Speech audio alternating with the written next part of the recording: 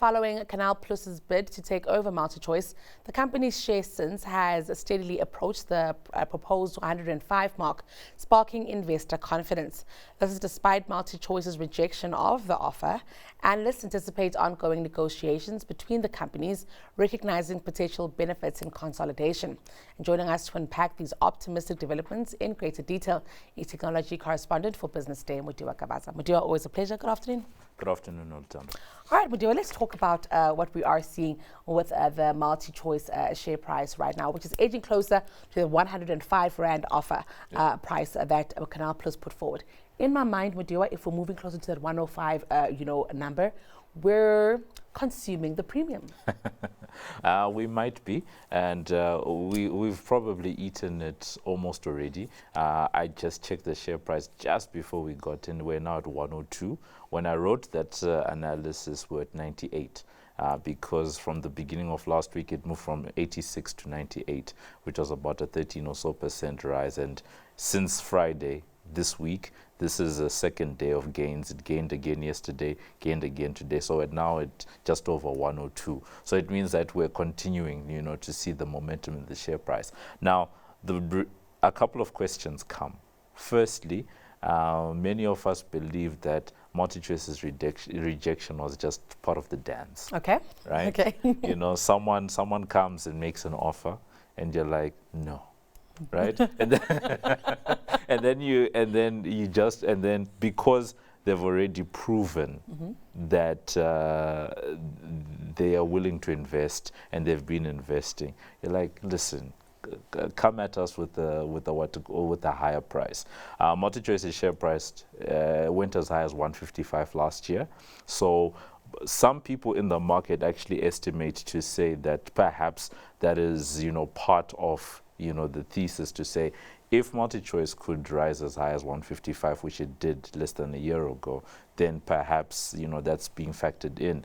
Now, the question is, does it go back to 155 or do they value it even beyond, the 155? So as much as we're eating into the premium, perhaps there's even more of a premium that could be gained by this little dance that's happening between, Johannesburg and Paris. So, of course, investors have driven the share price up. It tells me, Mudiwa, that when MultiChoice came out to reject the offer of 105, they were onto something. Yeah, and it also pointed to, because a lot of the time when there's a rejection, people leave the table. Let's remember what happened when Telkom, rejected the bid by Sipho Maseko and his consortium mid last year. Sipho chose to fold and say it's fine. We're going to bid you guys farewell. We'll call it a day.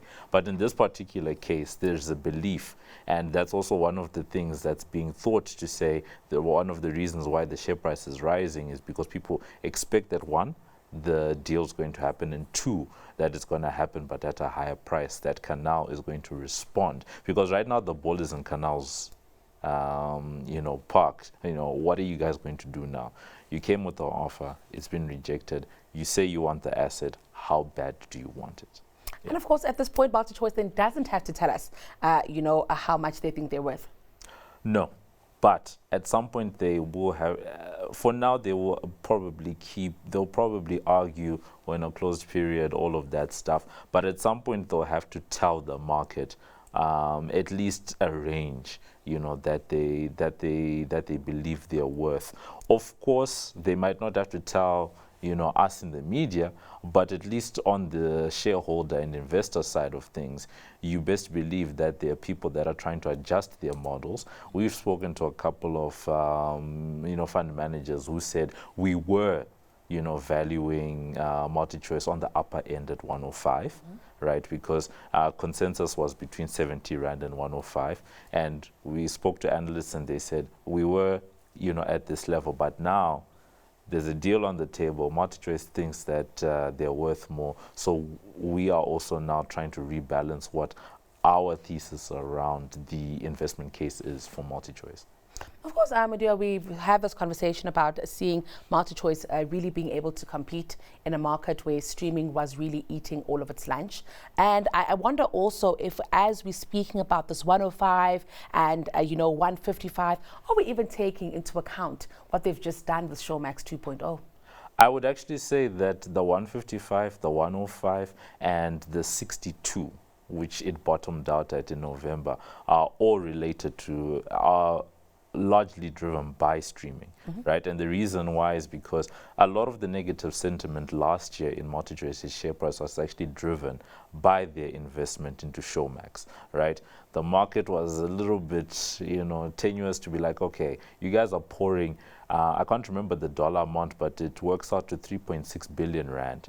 There was a disclosure that MultiChoice did last week, Monday, and they said that, all in all, they're looking at 3.6 billion. That's split, 70% from them and the other 30% from NBC Universal. So last year, that was one of the big reasons for the crash.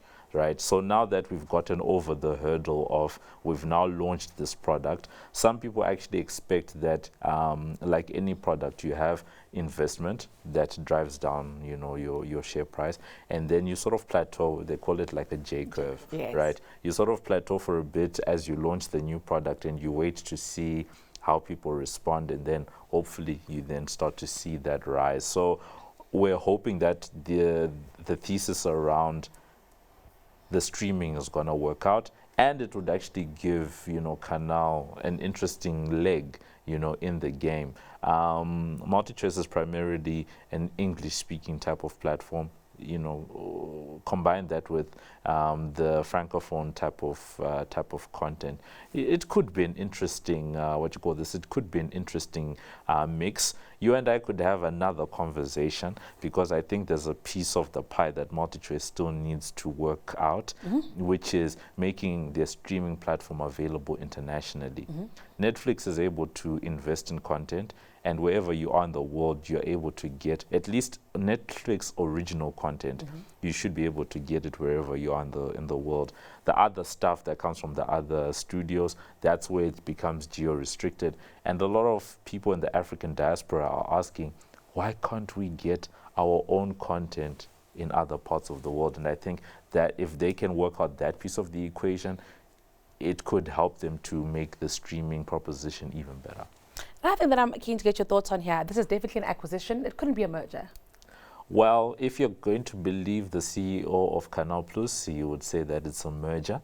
One of the things that we challenged him on when we spoke to him is, where are you trying to go? Because you want all the shares that you don't already own, but chances are you won't get there. So is there a threshold that you're trying to reach? He wouldn't tell us what threshold they're trying to reach. Obviously, everyone is expecting that they want to take control of the business. So anything above, 50 plus 1 share would be good. And secondly, they keep, perhaps it's a narrative issue, but they keep talking about it's a merger, it's a merger, it's a merger, it's a combination. Those are the two words they keep using, merger and combination. Yeah. Fantastic. Well, Mudiwa, we'll keep talking about this one. I'm keen to hear about it as it all unfolds. Thank you for your time. It's an absolute pleasure. That was technology correspondent for Business Day, Mudiwa Gavaza.